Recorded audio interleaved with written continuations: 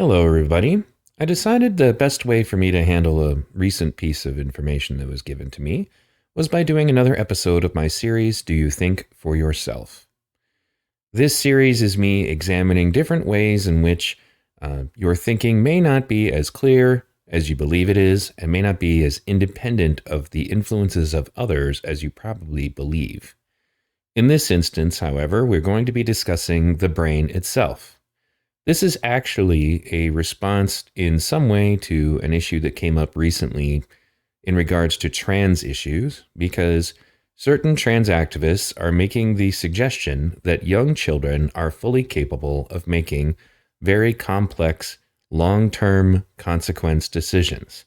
And you've heard me mention multiple times throughout the course of me doing this channel's content that there is science that shows that this is not the case.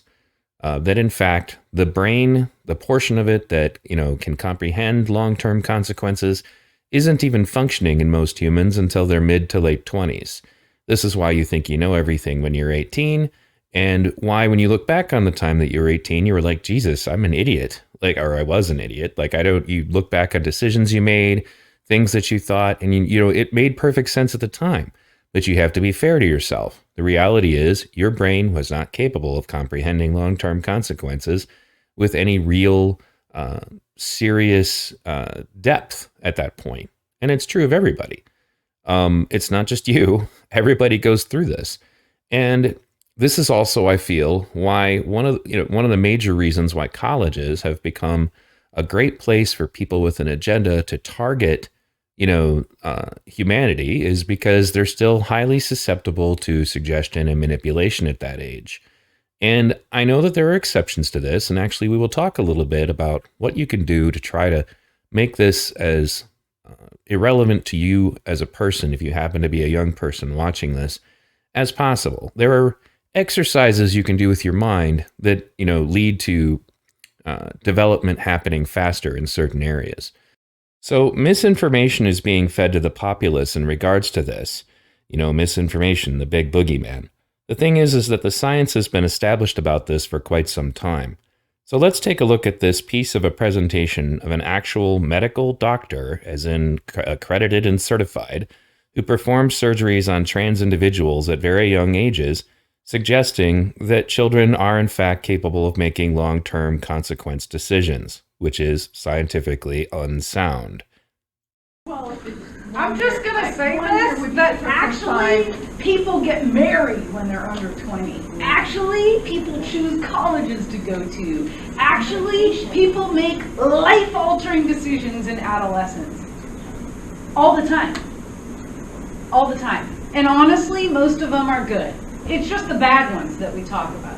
Oh my God, the cinnamon challenge, right? I mean, why do we know about it? Because it's a thing, and it's not common. Like, most teenagers aren't eating cinnamon, right? But some are, and they're on YouTube, and that's stupid. But we don't put on YouTube the things that are really good decisions, right? Oh my gosh, my kid took the SATs. Not a very exciting after-school special, right? But so what we do know is that adolescents actually have the capacity to make a reasoned, logical decision. And here's the other thing about chest surgery. If you want breasts at a later point in your life, you can go and get them.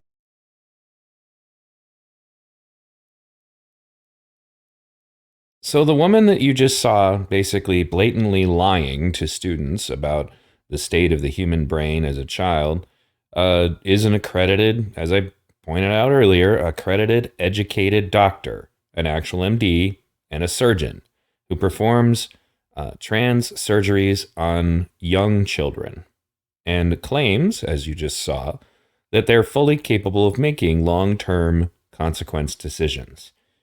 And it's interesting to me, looking at her mannerisms and her pictures. I'm not even sure how old she is. Obviously, she's a doctor, but she looks to be in her mid-20s at most herself. So who knows? But regardless, let's now take a moment and look at the science that apparently this doctor is either not aware of or is just consciously lying about. In typical V-Radio fashion, I come with receipts and sources. There will be multiple sources that I will be quoting from for the purpose of this presentation. Some of it will seem a little redundant, but it's to nail down the point that this person, despite being an accredited, actual medical doctor and surgeon, is apparently, again, either intentionally lying or hopelessly ignorant. The University of Rochester Medical Center's Health Encyclopedia. Understanding the Teen Brain. It doesn't matter how smart teens are or how well they scored on the SAT or the ACT. Good judgment isn't something they can excel in, at least not yet. The rational part of a teen's brain isn't fully developed and won't be until age 25 or so. In fact, recent research has found that adult and teen brains work differently. Adults think with the prefrontal cortex, the brain's rational part. This is the part of the brain that responds to situations with good judgment and an awareness of long-term consequences. Teens process information with the amygdala. This is the emotional part. In teens' brains, the connections between the emotional part of the brain and the decision-making center are still developing, and not always at the same rate. That's why when teens have overwhelming emotional input, they can't explain later what they were thinking. They weren't thinking as much as they were feeling. Let's look at that again. They weren't thinking as much as they were feeling. This is at the core of so many of the philosophical arguments you see currently in politics. The facts don't care about your feelings, or people want how they feel to be more important than what is true. So, how this relates to you when you're a young person or talking to a young person, I guess, and you're trying to determine if you think for yourself, you have to be aware of the fact that age, as far as like maturity, is not just about a length of experience. It's about your brain's capacity to even be able to effectively process the information. So the reality is this: it's like essentially the hardware itself is not even developed yet to fully be able to comprehend long-term consequences. In other words, it would be as if, the computer just simply didn't have that component yet. And as a consequence, no amount of information is necessarily going to be able to override your emotions in this situation.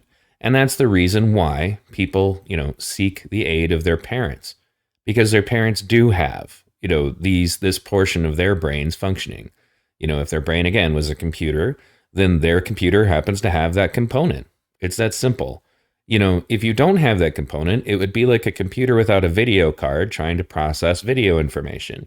It doesn't matter how much video information you share with the computer. If it doesn't have a video card, it's not going to process that information. If it doesn't have a Wi-Fi card, it doesn't matter how much information you try to send that way. It doesn't have Wi-Fi equipped. So I think I've beaten that to death, but you get the point. The point is that it doesn't matter how much information they've been given. Their feelings are going to be more important to them than what their logic centers would say, because their logic centers are just not fully developed yet. In this peer-reviewed article, which I will link in the description, Adolescent Maturity and the Brain, the Promise and Pitfalls of Neuroscience Research and Adolescent Health Policy. Among the many behavior changes that have been noted for teens, the three that are most robustly seen across cultures are 1. Increased novelty seeking, 2. Increased risk-taking, and 3. A social affiliation shift toward peer-based interactions. Now, increased novelty seeking is one of the things that a lot of people are concerned has a lot to do with why kids are going to college and then suddenly deciding they're trans or something else. Increased risk-taking is common, obviously, and if you have increased risk-taking, but at the same time, you do not have a developed long-term consequence part of your brain functioning, then this is just going to be more dangerous. And then the social affiliation shift toward peer-based interactions means that you start listening to your friends more than you do to your parents. And it says this triad of behavior changes is seen not only in human beings, but in nearly all social mammals. Although the behaviors may lead to danger, they confer an evolutionary advantage by encouraging separation from the comfort and safety of the natal family, which decreases the chances of inbreeding. So, yes, you should be getting out into the world and interacting with people that are not your family, but this is also what leads to people distrusting their parents and no longer wanting to listen to them. And of course, how many teenagers have you heard say, "You just don't understand"? Well, the problem is that It's not that your parent is incapable of understanding, it's that you're actually not capable of understanding why you're wrong. And it's not because you're stupid, and it's not because you haven't had any experiences. It's because of the fact that, again, that part of your brain isn't even functioning yet. And further, from a different part of the article, evidence from animal studies suggests that the neural connections between the amygdala, a limbic structure involved in emotional processing, especially of fear and vigilance, and the cortices that comprise the frontal lobes becomes denser during adolescence. These connections integrate emotional and cognitive processes and result in what is often considered to be emotional maturity, e.g., the ability to regulate and interpret emotions. The evidence suggests that this integration process continues to develop well into adulthood.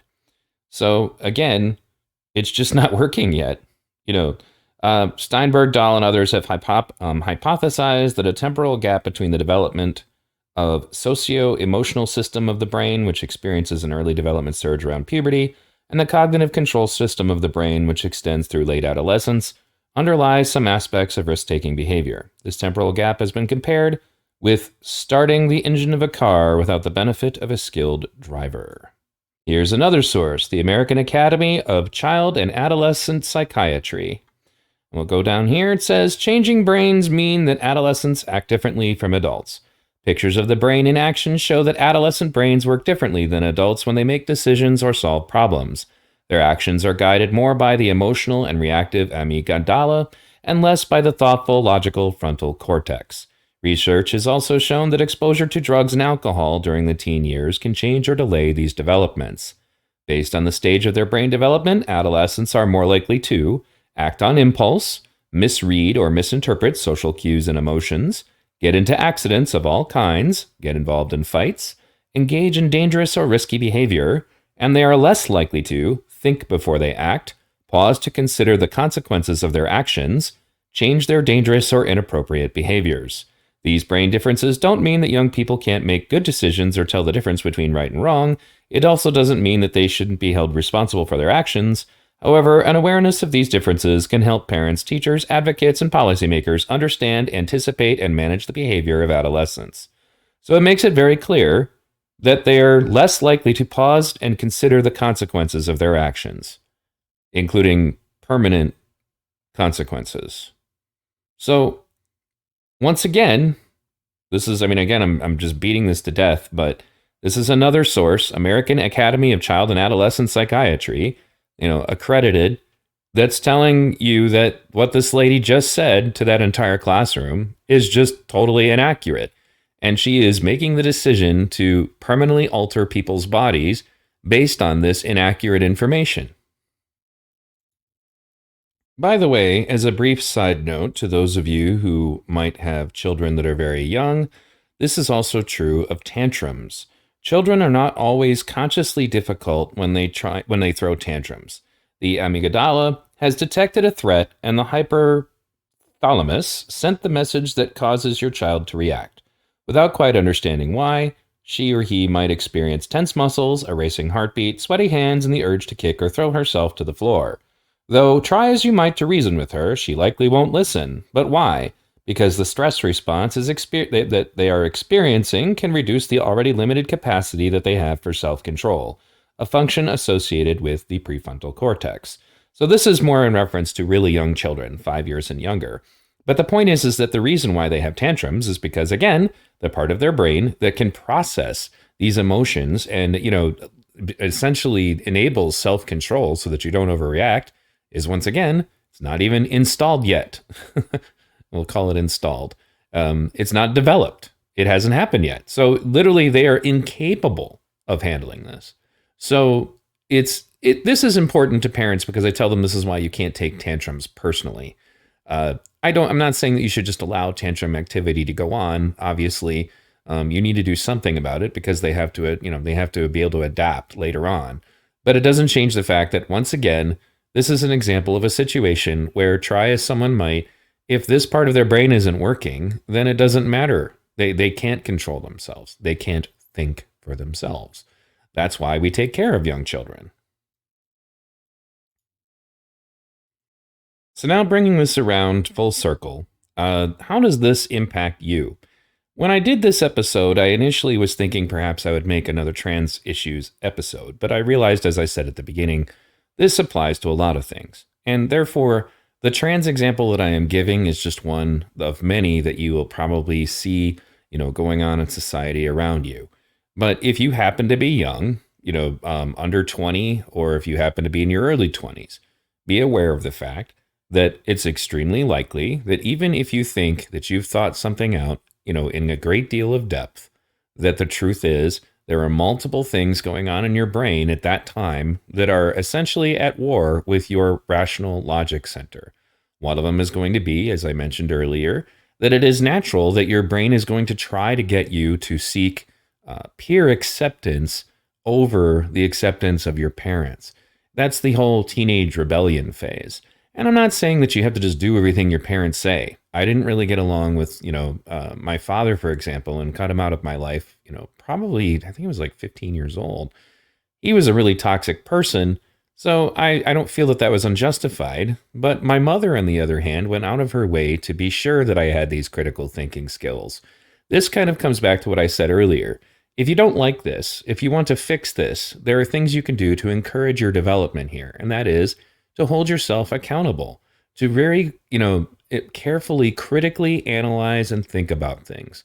Test yourself. Put yourself in a situation, wherein you have to do this. Because one of the things that it'll say, it says actually in the articles that I will link in the description, is that people who spend more time trying to make these connections, because this is what it is. There's a part of your brain that handles logic, and there's a part of your brain that handles emotion, and they're not communicating very well until your brain is finished developing.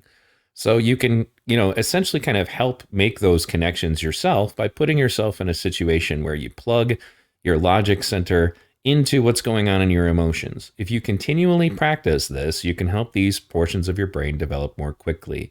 And you can already see that because I've met children, for example, who are way better at this than others, and then come to find out they were raised in such a way that, essentially, what I put it, stimulated this part of the brain. And as a consequence, those kids grew up a lot, I don't want to say smarter, but basically just more capable of, managing their emotions.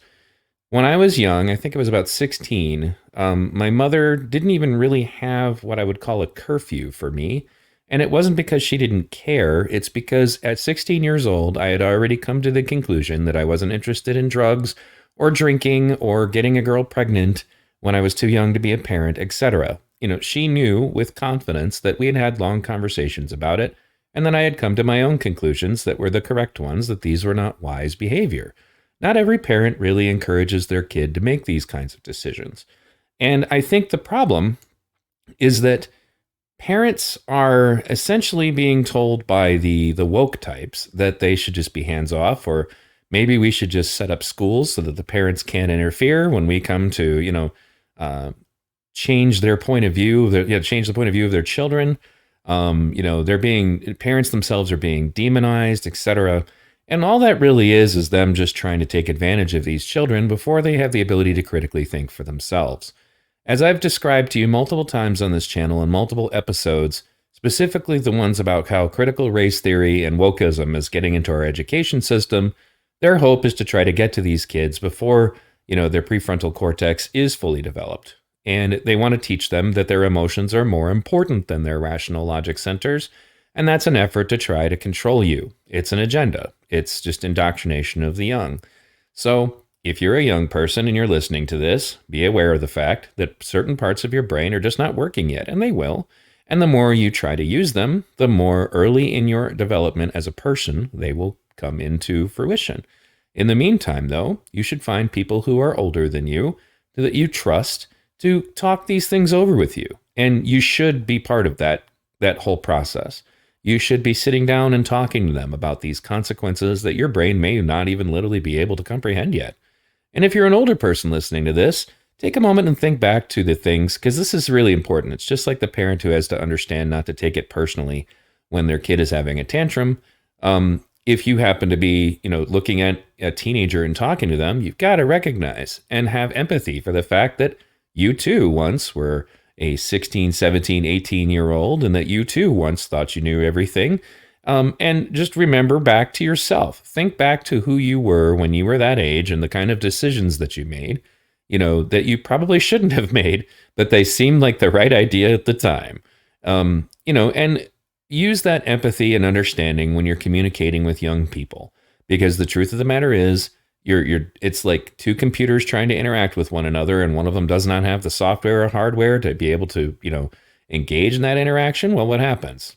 Then there's a communication error. And that's what's going on. So anyway, as far as how this applies to do you think for yourself, just to cap it off, be aware of the fact that your brain goes through stages of development. And at certain stages of development, not only are you more susceptible to just accepting whatever your peers say, even if it's not correct, because your brain is literally trying to get you to leave the nest. And two, be aware of the fact that your ability to comprehend long-term consequences is likely not even functioning yet, and that you should consult with people that you trust, not because, just because they're older or wiser, but because their brains are functioning better than yours. And that's just the way it is, at least for now. And then when you get older, you too can look at your kids and say, well, when you're older, you'll understand. Have a good day, guys. Thanks for listening. Thanks again for tuning in, guys. Please like and subscribe and ring the bell. If you want to support me financially, things are going to be pretty tough going forward, obviously, with the current state of the world. You can do so on PayPal or on Patreon. I have a Subscribestar, but I'm not pushing it really hard right now because Subscribestar wants you to make a certain amount of money before they'll even let you take it out.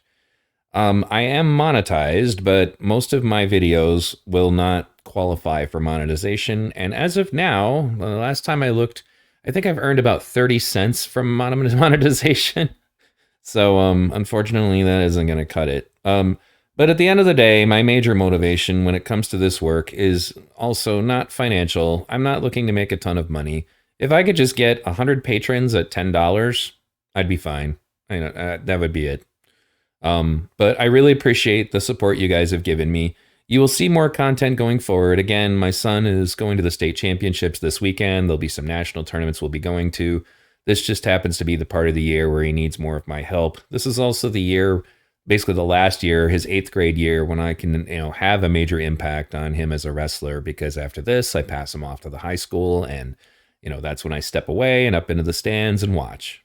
Not, of course, naive enough to believe that I'm not going to say anything in the stands, but that's a separate conversation. Thanks for tuning into V Radio, guys. I'm going to be doing a stream with Paul Rossi again. If you guys haven't listened to my previous stream with him, he was a teacher who worked at a school in New York, and he basically blew the whistle on critical race theory being forced on his students. And he's going to be coming on to discuss with me some pretty crazy stuff that Black Lives Matter has been saying in classrooms. And we will be getting into that. I believe it's going to be Monday. So, make sure you tune into that stream. And also, don't forget, I was on Gary Lamb's stream not long ago. You can check out that conversation. Went pretty well. I share all of this stuff. And also, when you go to my website, remember that part of it is because I want you to join me on social media. I just got another message from a longtime viewer that they haven't been getting any kind of notifications that I've been uploading new content, and I haven't heard from them in weeks. So YouTube is begrudgingly allowing me to slowly build my audience, but I've been stuck at 4,000 subscribers now for weeks. Actually, more like, I think it's been like over a month. I haven't gotten a subscriber surge since I've been on Good Logic's channel. And even Gary Lamb featuring one of my videos, and he's got over 60,000, didn't really get me very many subscribers. So it's not just about, again, it's not about the money, and it's certainly not about the monetization. It's just, this kind of work takes a lot of time and research. And it's more satisfying when you know that you're helping more people. So thanks again for tuning in.